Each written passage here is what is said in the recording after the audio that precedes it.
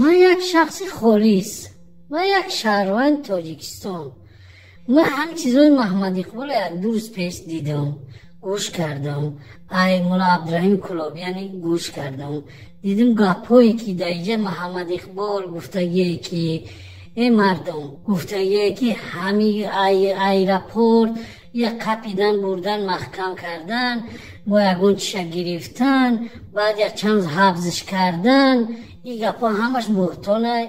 ما و چشمی خودم میگم و چشمی سری خودم دیدم که همین چند پنج شش بار میدونم و دیدگیشون با فهمیدم که یاپونیا پرید، خیتوی پرید، مقصد گرمانیا رفت، مقصد که روسیه در رمضان فهمیدم در دعوت کرد در یگانگی خداوند همه مردم برای یگانگی دعوت کرد. گپای خوب ما گپوش گوش کردم، ما گوش میدیم که شهروند ما همین چیزا رو میبینم.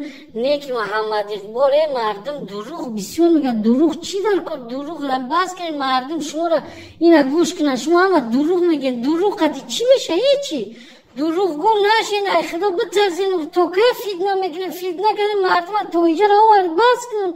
محمد اقبالی کی کدید بشه؟ ما همین خالصان رنگ شهروند گپ زیستم بس کنین. هم توکه مردم ای گپی همین دروغ همی را بحتانی همین اقبالی که میگه گپایی که دروغ های ما چخه همین باور میکنه قفای میره مردم بس کنین. ای قفای تنجی و همونی فکر که فرزنداتون فکر کنین زندگی تی نعمت خداوند دادگی. اگر نعمت خداوند راضی نمید ما رای تنجی و همونی نمیدو چی در گوری قفید نزیاد میکنین؟